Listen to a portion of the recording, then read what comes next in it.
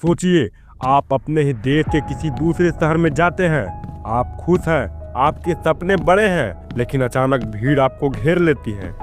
लोग आपको घूर रहे हैं, आप पर हंस रहे हैं और फिर एक आवाज आती है, ए चाइनीज, वापस अपने देश चले जा। लेकिन क्या होगा अगर मैं आपसे कहूं कि जिसे आप विदेशी समझ रहे हैं उसका खून इस मिट्टी के लिए आपसे कम नहीं खौला? क्या होगा अगर मैं कहूं कि जिस चेहरे को आप चाइनीज कह रहे हैं उसके पूर्वजों ने इस देश की सीमाओं के लिए अपनी जान दी है? आज की कहानी सिर्फ एक वीडियो नहीं है, यह एक आईना है और आज इस आईने में हम वो चेहरा देखेंगे जिसे हम रोज देखते तो हैं पर कभी पहचान नहीं पाए। वीडियो के अंत तक आप खुद से एक सवाल पूछने पर मजबूर हो जाएंगे कि क्या वाकई हम एक भारतीय हैं? और अंत में मैं आपको वो सच बताऊंगा जो शायद आपकी रूह कपा देगी।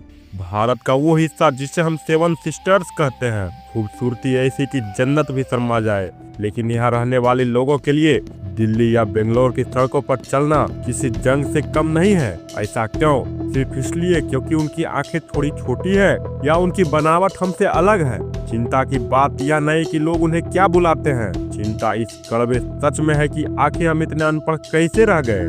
जानकारी चैनल पर आज हम उस नफरत की जड़ खोदेंगे जो एक आम भारतीय के मन में नॉर्थ ईस्ट के भाई बहनों के लिए बैठ गई है। क्या आप जानते हैं साल 2014 की बेज बरुआ कमेटी की रिपोर्ट के मुताबिक दिल्ली जैसे शहरों में रहने वाले 80% नॉर्थ ईस्ट भारतीयों ने कभी न कभी नस्लीय भेदभाव का सामना किया है, यानी हर 10 में से 8 लोग इसका शिकार बने हैं। अभी कुछ दिन पहले की ही तो बात है जब पूरा देश जश्न मना रहा था, तब उत्तराखंड की वादियों में एक चीख गूंजी। त्रिपुरा का एक नौजवान, नाम था एंजल चकमा। एंजल चकमा कोई दुश्मन नहीं था, कोई विदेशी नहीं था, हम जैसा ही एक नौजवान था जो अपने बेहतर भविष्य के लिए उत्तराखंड गया था। लेकिन खबर आई कि उसकी हत्या कर दी गई। ऐसा क्यों? क्या उसकी गलती सिर्फ इतनी थी कि वो अलग दिखता था? क्या उसकी जान की कीमत इतनी सस्ती थी?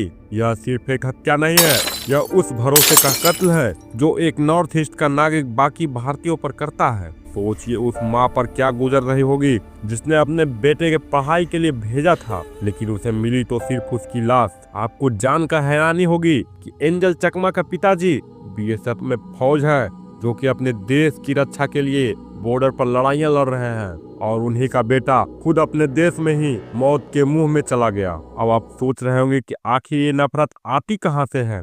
इसका जवाब हमारे इतिहास के उन किताबों में छिपा है जो शायद हमने कभी पूरी पढ़ी ही नहीं। क्या आपने कभी युद्ध तिरोध सिंह का नाम सुना है या रानी गाइदी नल्लू का? शायद नहीं, क्योंकि हमारे किताबों में हमें कभी बताया ही नहीं।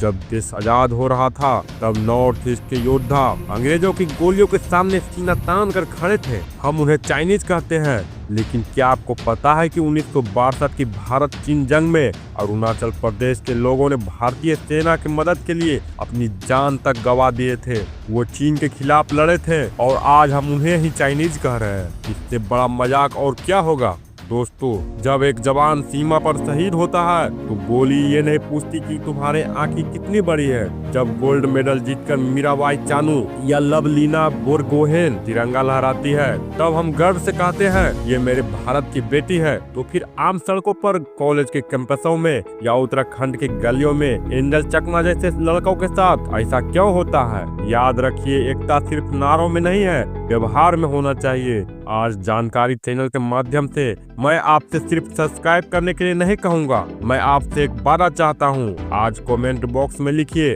मैं भारतीय हूँ और कसम खाइए कि अगली बार जब आप किसी नॉर्थ ईस्ट के भाई या बहन को देखें तो उन्हें विदेशी नहीं बल्कि अपना भाई समझेंगे। अगर आपको लगता है कि एंजल चकमा जैसे भाइयों को इंसाफ मिलना चाहिए और ये भेदभाव खत्म होना चाहिए तो इस वीडियो को इतना शेयर कीजिए कि हम भारतीय की आंखें खुल जाए। सब्सक्राइब करें जानकारी चैनल को ताकि हम ऐसे ही सच को सामने लाते रहें।